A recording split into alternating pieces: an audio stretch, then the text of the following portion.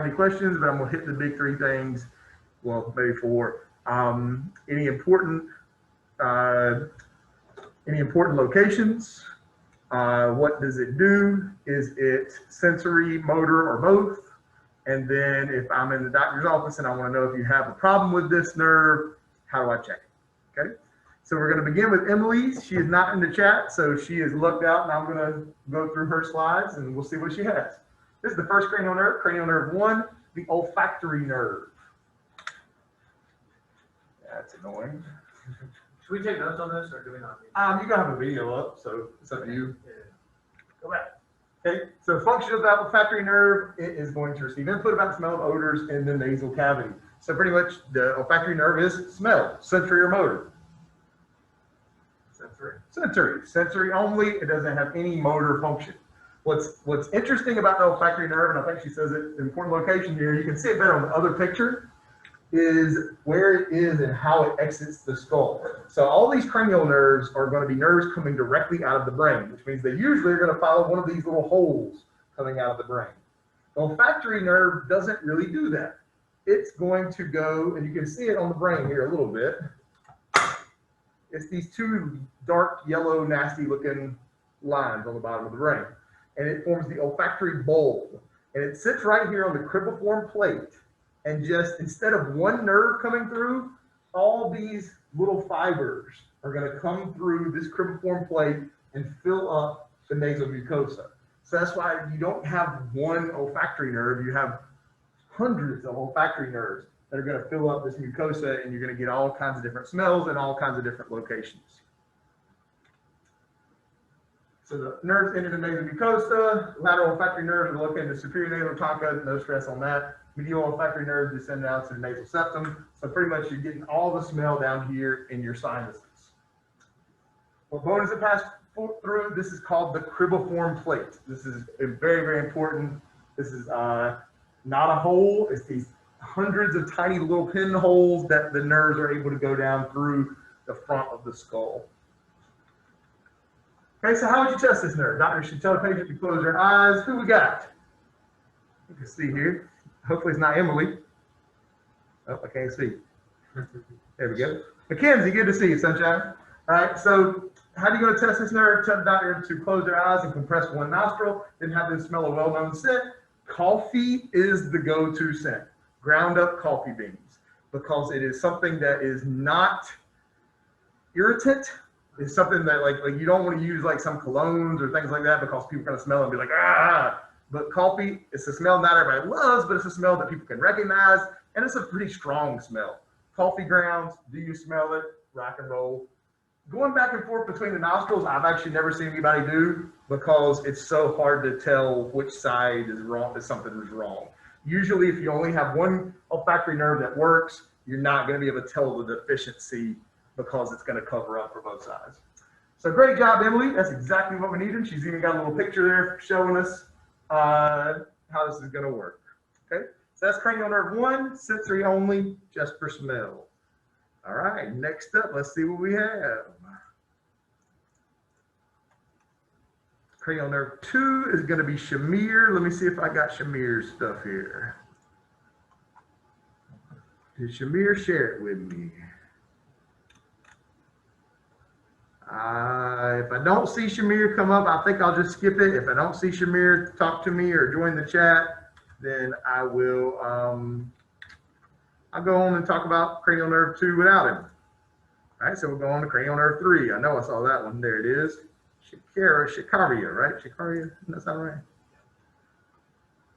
All right, let's get Shikaria out here. First off, let's say goodbye to Emily. Goodbye, Emily. And get Shikaria.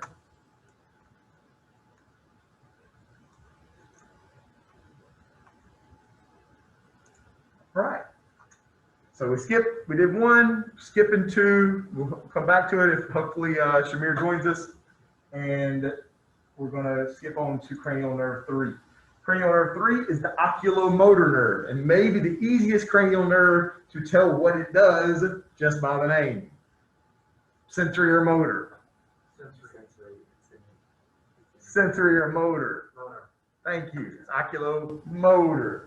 So it's the oculomotor nerve It is motor only. Oculo, the eye, yeah. So oculomotor nerve is going to innervate. Let's see, let's say it. Okay, oculomotor nerve originates from oculomotor nucleus, blah, blah, blah, blah. Okay, midbrain, blah, blah, blah, blah. It's not really important where it is. No stress there on that.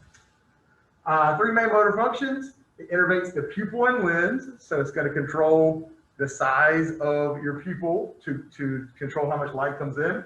Innervates the upper eyelid, so blinking. And innervation of the eye muscles that allow for visual tracking and gene fixation. Oculomotor nerve is going to innervate all of the muscles of the eye except for two. And Mackenzie is here, and she's going to tell us about the other two in here in just a bit. But the oculomotor nerve is going to do all the muscles except for two. And so the test is actually pretty easy. Let's see if she gets it right. Oh, she lists all the muscles. Fancy. Levator, blah, blah, blah, blah, blah. It's telling you all the different movements of the eye muscles. You do not need to know all the different movements of the eye muscles, but this is just listing all the movements and all the muscles that we get. Critical significance, it's all about moving, all about pressure, blah, blah, blah, blah. Yep.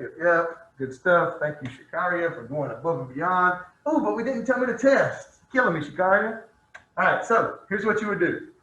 Patient shows up, and you turn to the patient and you say, follow my finger without moving your head.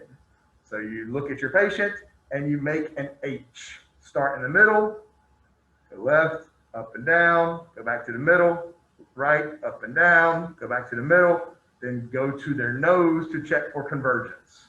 Everybody will cross their eyes, and that's just fine about that, okay? Now, if somebody has an oculomotor lesion, what do you think is going to happen when you say, don't move your head and follow my finger? They're going to move their head because they don't realize they're doing it. They don't realize, they haven't been thinking I'm moving my head. They're thinking I'm following things. And so they're going to move their head without thinking about it. And I say, oh, you cheated, you moved your head. Then we say, can you try to do it without moving your head? They're not going to be able to. You got an oculomotor lesion. Okay. So the H takes care of all the corners and checks and makes sure that oculomotor nerve works appropriately. So good job, Shikari. I'm gonna get that straight. Good job. And let's roll on to cranial nerve 4 and 6. Mackenzie, if you want to talk, I will hit the buttons for you.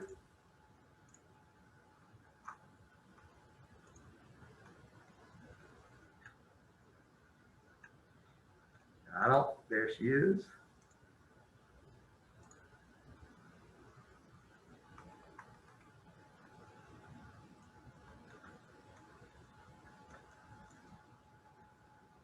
Mackenzie, I see your name up there. You don't have to turn your video on or anything, but it'd be cool if you could talk us through it. Okay. Just tell me when you want me to switch the sides, and we'll talk about your cranial nerve. Go ahead. Okay. Oh, we don't need to tell me all that. Good job. Yeah, you can skip that. There we go. So cranial nerve number 4. Y'all are seeing the screen big at home, right? Yes. Okay. Who is that? That was James. All right. Sweet.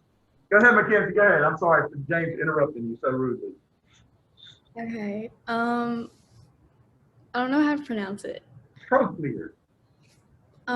So cranial nerve number 4, the trochlear nerve, it controls your superior oblique muscle, and it's the muscle that's responsible for downward, inward, and outward eye movement. Rock and roll. And can you say that word? Here you go. So this is for everybody. People listen at home, people in the room, everybody. Anatomy words you say phonetically. Say them exactly like they look most of the time. Every once in a while you say them different, but most of the time you say them exactly like you would abducens. Okay, the abducens nerve. It's a 6th cranial nerve.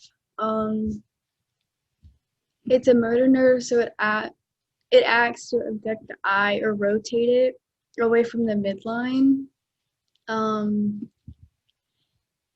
It passes through the. You don't need to tell us all that. Right? So the big thing is what you kind of already told us. You have two nerves, and you got two nerves because they were the two easiest ones, because each of those two nerves only do what? They just control eye movement. One muscle each. Yeah.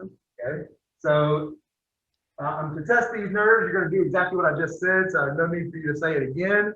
But do you remember what we talked about for if you have a problem? Oh, there you go. Yeah, all that. So patient shows up with damage to their cranial nerve 4, which is the superior oblique muscle. What do you expect them to have a problem with? Do you remember? They can move like one eye, or like the movement of it is slower than the other one. There's one movement in particular I said that's for superior oblique. That downward look. Why would you need to look down without thinking about why you're looking down? Oh, to like walk down the stairs or something. Very good. Somebody has a problem walking downstairs, you need to think and work on a superior oblique lesion, a cranial nerve 4 lesion. You remember the one with cranial nerve 6?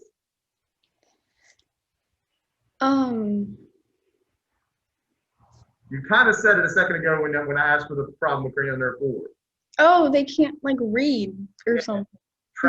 Tracking movement from left to right, because one eye is moving and the other eye staying behind, because you got that side muscle. That's the problem. All right, great job, Mackenzie. Thank you. All right, let's roll on. James, it's all you, buddy. I'll bring yours up.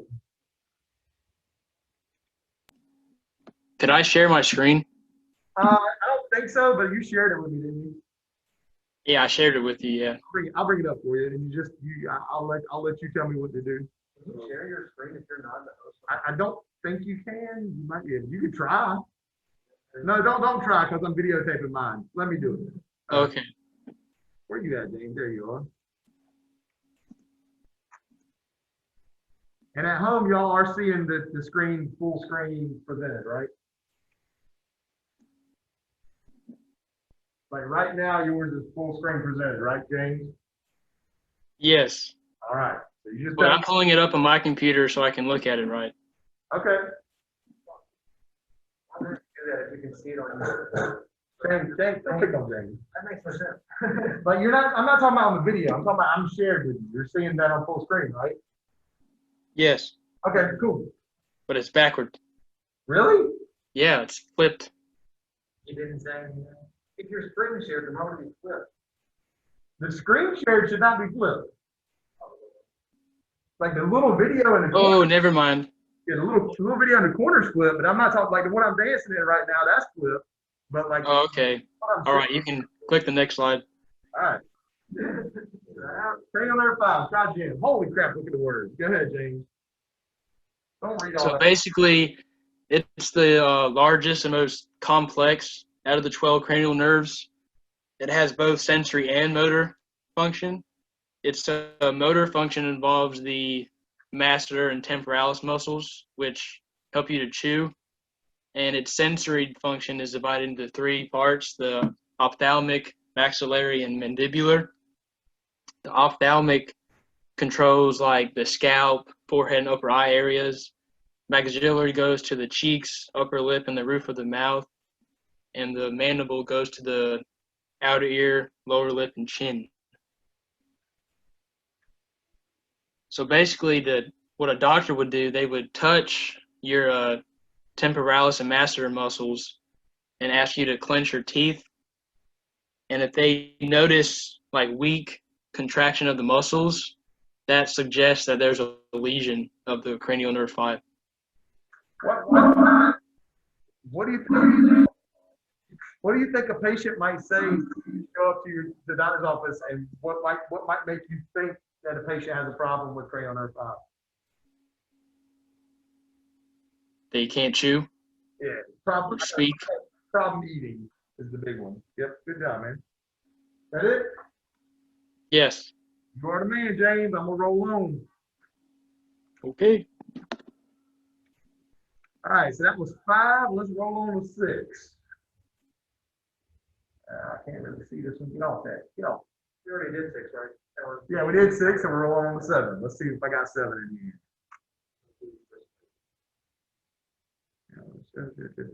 I might have to bring up who did that. Let's see. Where is that? Modules. Cranial nerve assignment, bam. Go here, bam. Cranial nerve 7 is Cheyenne Dietrich. She did share, so there it is right there, bam. Oh, it's a movie. She could talk to y'all too. Look at that. So download it. It's 2-parter. Hot dog, guys. We're gonna get a 2-parter movie from Cheyenne. Let's see here. Just thinking about it.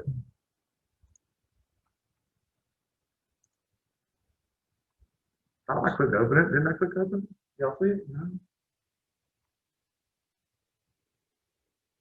Didn't I just download it? What in the world?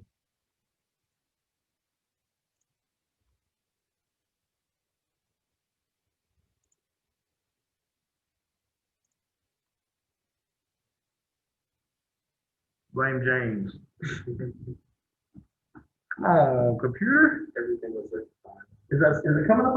Why y'all tell me what's coming up here? It's not.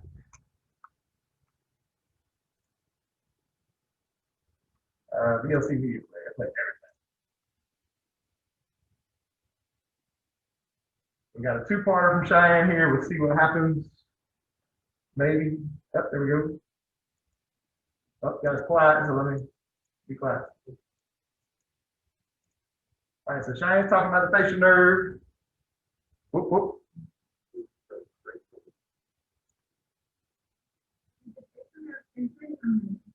The facial nerve carries both motor and sensory fibers. Motor axons innervate the muscles of facial expression and the sapientus muscle. Parasympathetic fibers go to the ganglia that supply glands in the oral cavity and the last. Okay, she might say in just a second anyway. So we got motor and sensory. We're innervating muscles of facial expression. That's huge. And parasympathetic fibers go to the ganglia that supply glands in the oral cavity and the lacrimal gland. Lacrimal gland. Tears. God, no, James, you're fired. Because the other video is so quiet. Sorry, James, this is my fault. All right, lacrimal gland is tears. That's exactly right. Woo, Lord have mercy.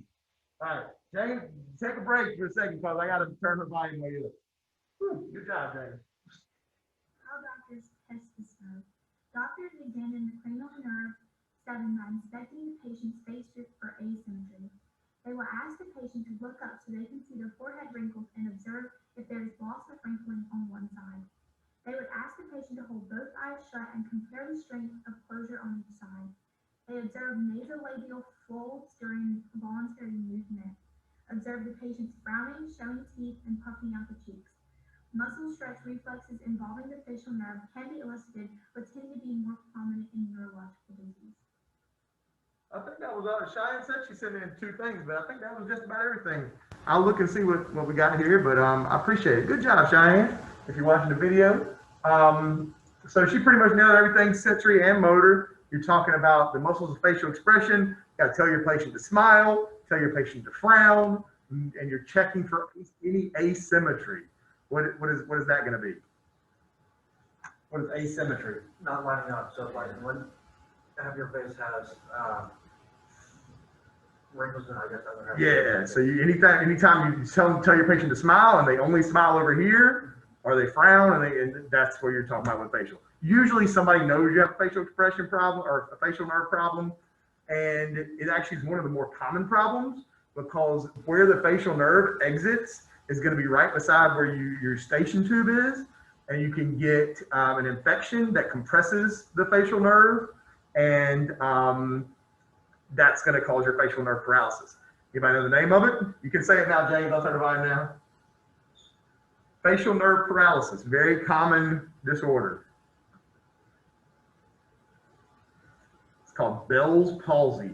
B-E-L-L''S, Bell's palsy, P-A-L-S-Y. Okay, and you see some people every once in a while, like they got one side ain't quite right, probably some facial nerve paralysis. All right, I just saw Shamir joined us. Shamir, I skipped your nerve and I don't have your presentation shared with me. So if you have it on, if you could share it with me really quick, I'll bring it up and then you can talk us through it. And I'll be glad to move on until I hear from you, I guess.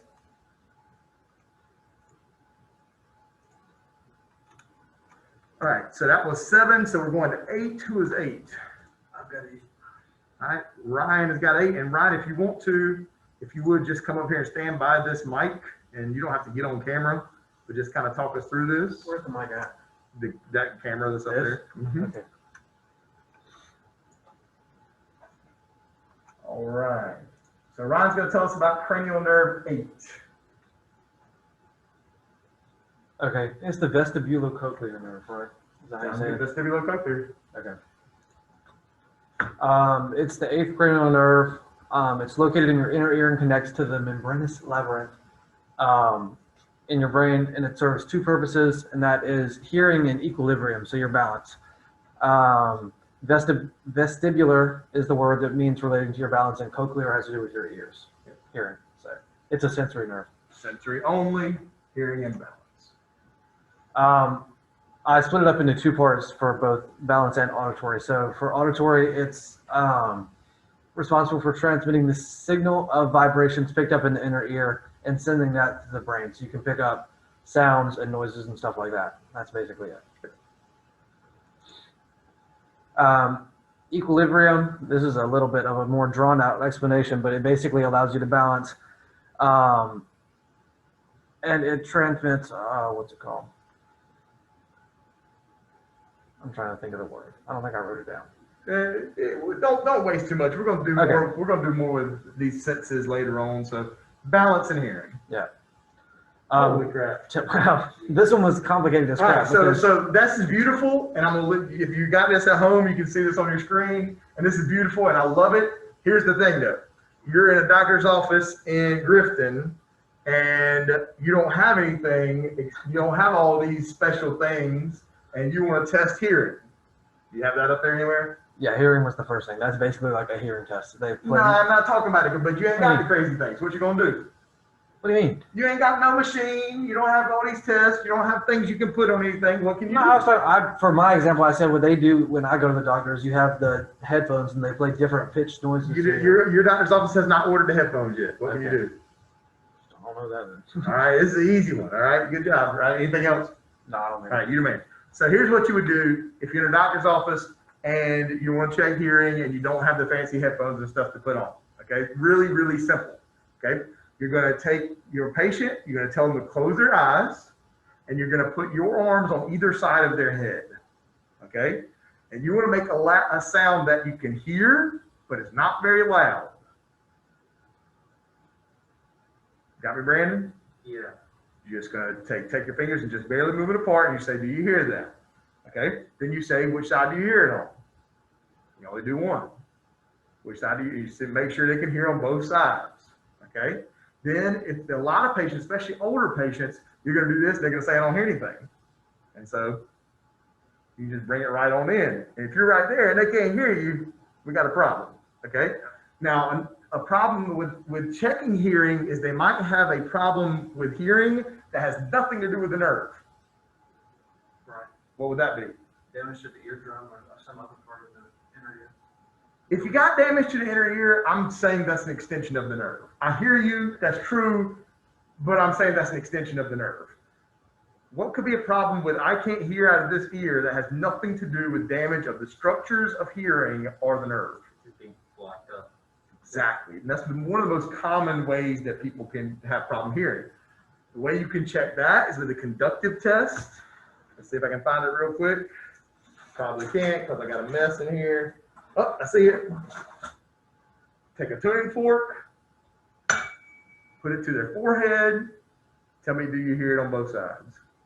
Conductive hearing, because that doesn't matter whether you got a clog or not. Okay, so conductive hearing test. Take the tuning fork, put it on your skull, you should be able to hear it on both sides. Make sense? Dr. Ryan, you can also use this as your sound too. Carry on. Very good there, Ryan. The second part of that was the confusing part was the balance stuff. Yeah, don't, and we're gonna do The equilibrium testing, they had you do an all type, they put you in some fancy chair that spun and poured oh, water. equilibrium testing is actually easy. Equilibrium testing, yes. When I Googled it, it was You all can do types that of- crazy stuff, but in your Grifton doctor's office where you want to check equilibrium testing, it's very, very simple. You stand behind your patient, tell them to put both of their feet together, like literally beside each other, squish their feet together, put their arms out to the side, and when they do that, you walk up behind them and put your arms right here. Because if they have a vestibular problem with what you're about to do, they're going to fall down. A lot of people, if they have a vestibular problem, are able to stay upright if they keep their eyes open because they can keep their eye on the horizon. So what you do, feet together, arms out, tell your patient to close their eyes. And if they have a vestibular problem, they'll close their eyes and do this. So that's an easy way to check vestibular sense. All right. So that was 8. Let's roll on to 9. 9 is Kaya. Don't think I see anything from Kaya.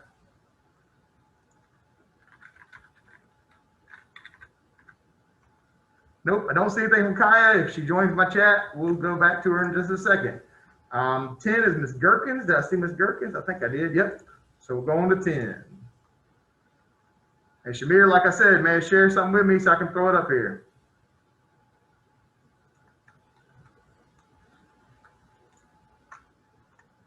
All right, so Miss Gherkins did cranial nerve 10, the vagus nerve.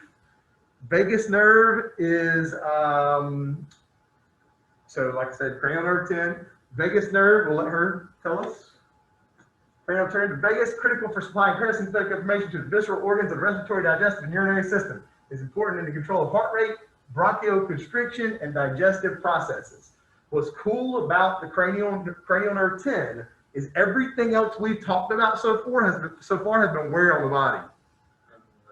The head. Cranial nerve 10 rolls out of the head. Cranial nerve 10 goes and makes sure that you get this parasympathetic means working normally, so not fight or flight, and autonomic. So it happens without thinking about it, and it's happening when you're at rest. That's what parasympathetic means. So it's controlling your resting heart rate, your respiratory rate, and your digestion. Why might you need a nerve coming out of your brain controlling those things? Something just came out of it. Yeah, that's the cerebellum fell out. Why might you need a nerve coming out of your brain controlling those 3 things? Because you need something controlling. No crap. Why do we need a nerve coming out of our brain controlling it? And James, the volume is correct if you want to talk. Why might we want a nerve coming out of our brain controlling those 3 things? Respiratory, digestive, and heart rate. Heart rate, breathing, and digestion. What are we talking about? Heart rate, breathing, and digestion. What are we talking about? Essential for life. Things that you've got to have to live. What if you get a neck injury and you're paralyzed? Is our heart still going to beat? Yeah. Absolutely. Because the vagus nerve is diving down all the way from the brain. You're still going to breathe, your heart's still going to beat, and you are still going to digest your food because you don't need spinal information to tell you about that type of stuff. Your brain can still do that type of thing. Very, very important cranial nerve. How do we test it? Ask the patient to cough, ask the patient to open their mouth wide and say, "Ah, you tongue threaded and soft threaded." Yeah. I'll be honest with you, the easiest way to test the vagus nerve is if they have a good heart rate.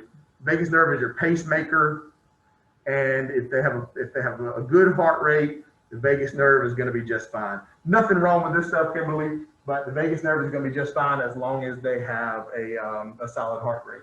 Problem with these tests is that it tests other nerves too. So usually you don't have to worry about the vagus nerve because it rolls all the way down and out the body.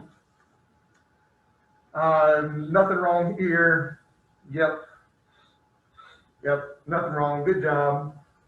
We're talking about motor to the autonomic functions of life with the vagus nerve.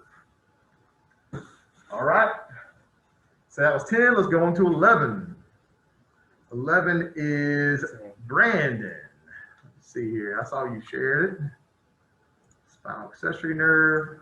Bam. Bam. Bam. Bam. Brandon, tell us about the accessory nerve.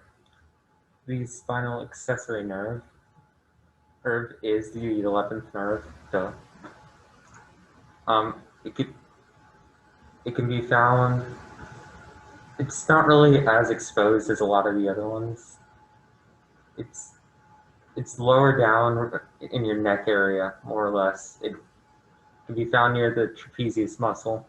Trapezius muscle, the traps. Yeah. Yep.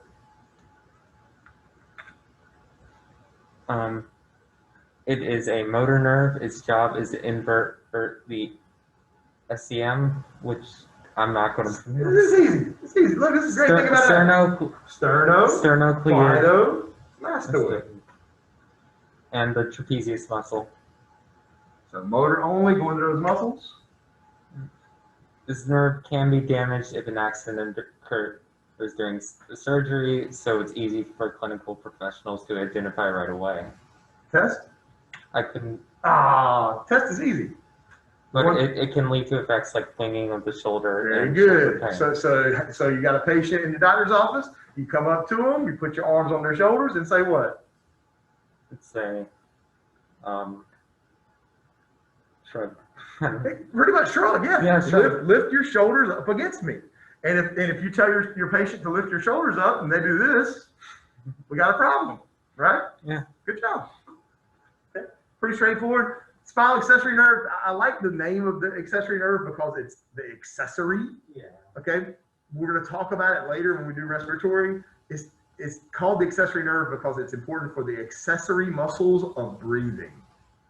Okay. So we use our accessory muscles of breathing now probably more than we ever have in our lives because we have this thing on our face. And if you start talking a lot or moving a lot, you're not getting as much oxygen as you usually would be. Normal circumstances, you'll be fine. But like moving around, like me talking up here, I get short of breath easier because I'm having to breathe through something. And so you have to bring in those accessory muscles. That's the accessory nerve. Okay, good job there, boss. Which takes us to cranial nerve 12, which I believe was another one that we did not have anybody assigned to. I think that was one that nobody picked up. So I'll knock out cranial nerve 12 real quick. Cranial nerve 12, I got to go through my letters. The hypoglossal nerve. Cranial nerve 12 is the hypoglossal nerve. Hypoglossal, let me bring that up. Let's try this. I haven't tried this yet, so we'll try to write on this thing.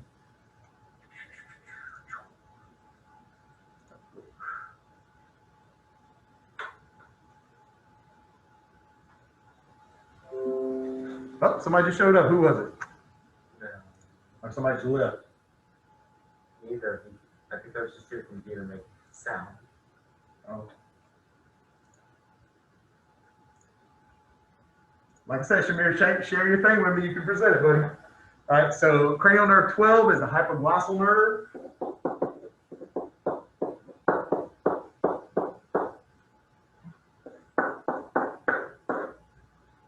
Hypoglossal nerve is going to be motor only to the tongue.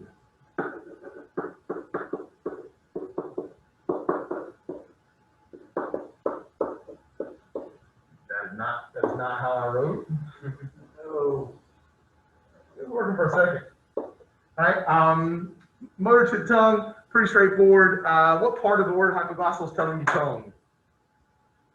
Glossal. Good job. So glossal means tongue, hypoglossal, motor to the tongue. How you going to test this? Really simple. Tell your patient to stick your tongue out, okay? I'm going to take the mask off for a second to show you. So tell your patient to stick the tongue out, and they do this. Which side is the lesion on? Would that be the right side? Very good. the tongue points to the side of the lesion because the muscle is pushing out. So this muscle having no problem pushing out, this muscle's not, the tongue will deviate to the side of the lesion. If you tell your patient to put their tongue straight out and it goes one way or the other, it's pointing to a lesion in the hypoglossal nerve. Cool? All right, Shamir, you got anything for me, buddy?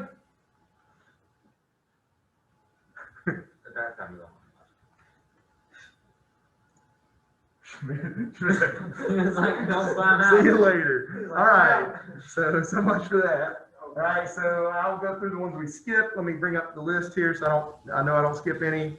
Shamir was the first one. I You know. said something in the chat. What? What? You said something in the chat. Oh, what did he say? I can't see it. Shamir said something in the chat. It's James. He said, I'm about to share, but I have to go to work. Or Okay. So I'll check and see it. We'll give him a second to, let's see if he emailed it. I'll give him a second to email it and skip on to the other ones. We did 3, we did 4, we did 6. We did not do, did we do 7? Yeah, we did 7 with Cheyenne. Ryan, we did. Kaya, we missed with number 9. I know she was working on it too. So I'll talk a little bit about Kaya's cranial nerve 9. It's convenient for people to write them. Cranial nerve 9 is, see, you got to remember the thing. I can't say it on the video.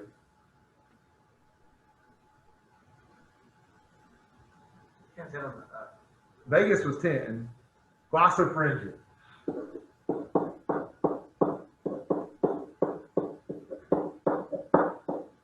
All right, the dirty way to remember the nerves. Yeah, I'll stop the video and tell you. I figured it was. All right. not- So glossopharyngeal is, oh man, somebody Google me real quick. I'm pretty sure it's sensory and motor. It's gonna be taste to the back of the tongue and swallowing.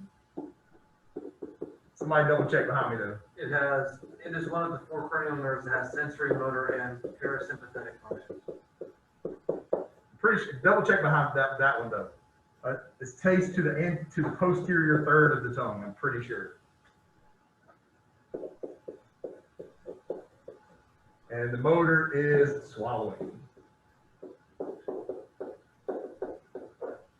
Or if you want to be scientific about it, the motor is deglutition.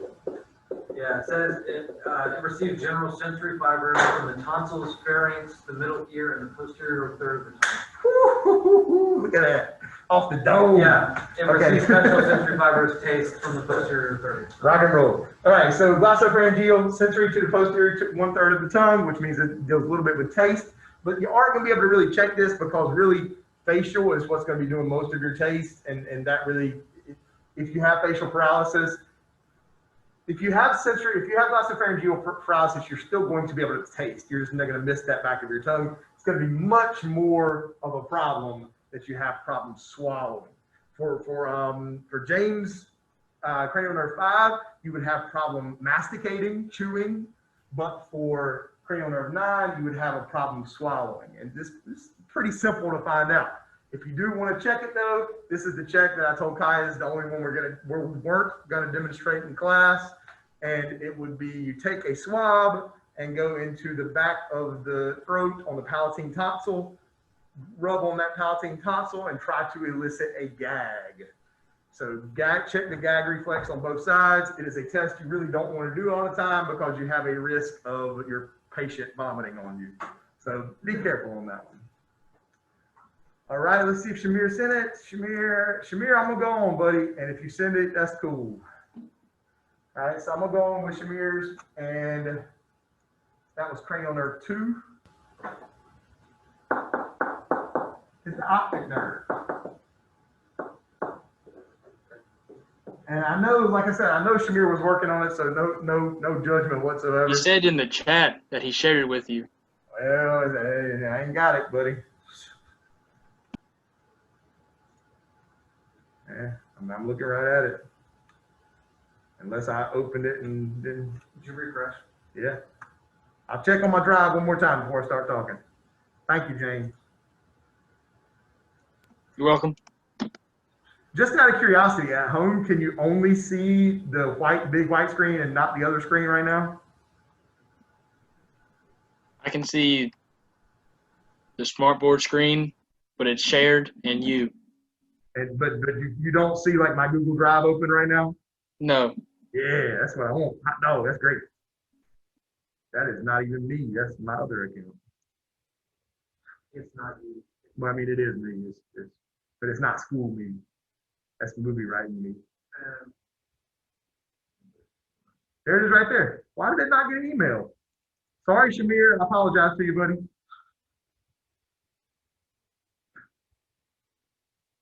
And we're coming, and that I have covered 11 out of 12 cranial nerves, right?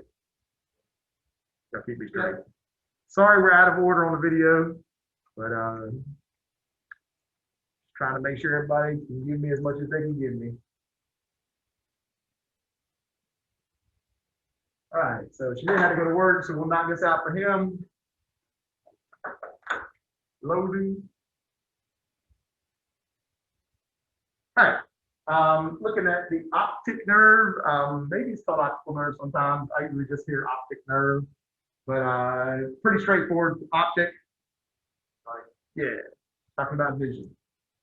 All right. Now this is what's interesting about the optic nerve. Now we said the accessory nerve and the vagus nerve were the only nerves to leave, straight up leave the head. The optic nerve does something that no other nerve does, and that is sends information to both sides of the brain. Both optic nerves send fibers to both sides of the brain. And so what you end up with is the things on the left and the things on the right are getting taken from both eyes. And then right here, you have something called the optic chiasm.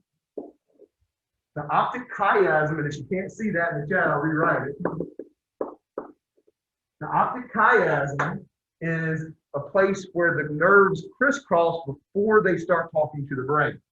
And during this crisscross, you notice you get a purple fiber and an orange fiber from the left, a purple fiber and orange fiber from the right, and the things that are in your left side of your brain go over to the right, or the left side of your field of vision go over to your right side of your brain, and the things in the right side of your field of vision go over to the left side of your brain. So both nerves are sending information to both sides of your body. And this is huge because if you get an optic nerve lesion, you still can see the whole world. Think about it. If only your information on your left side of your brain came from your right eye or vice versa, and you lost an eye, then you had half of your brain that would not be able to comprehend any visual stimulation. And so that ain't working. You need to be able to see the whole world at all times, whether you have one eye or two eyes. All right, so the optic nerve is coming out of the back of the eyeball here. And you actually get a little blind spot where the optic nerve is located. We'll talk about that more. Carries impulses from the retina, visual impulses, bam, bam, bam. So how we test it? Stand by the door, read the letter aloud as I point to them. Everybody's done this test. And I know you might say, well, Tyler, you don't have the equipment to do that test. You just tell somebody to stand away and am I pointing up, down, left, or right, things like that. You can make it a simple test. You can even do it on a piece of paper where you write down something big and say, what does that say? So optic nerve, pretty straightforward. Cover your eyes and read things from far away. Sensory only. Thank you, Shamir. Sorry about not being able to see it. I'm not really sure why I didn't see it on the other list. So let me make sure that I'm not lying about the other people. All right. So that was all 12 cranial nerves. What we're going to do, that covers us for today. What we're going to do tomorrow is just kind of give a quick review, things that I'm going to expect to see on the test, study tomorrow, no special assignments tomorrow. I might do a Zoom just for question and answering. Actually, I will. I'll do a Zoom to review and for question and answering. Please, you can join me. And I like sharing like this because you can see me in the little box. You can also see things that aren't backwards on the other screen. So thank you guys for joining us, and I'm gonna let the Zoom go and put that video up online. If you have any questions, don't hesitate to let me know. Are we going to have to know the 12 nerves for the test? The section for 12 cranial nerves is matching, and I give you the Roman numerals and the names. Okay. So the big things that I hit during this talk are what's going to be on the test. Okay. Your man, buddy.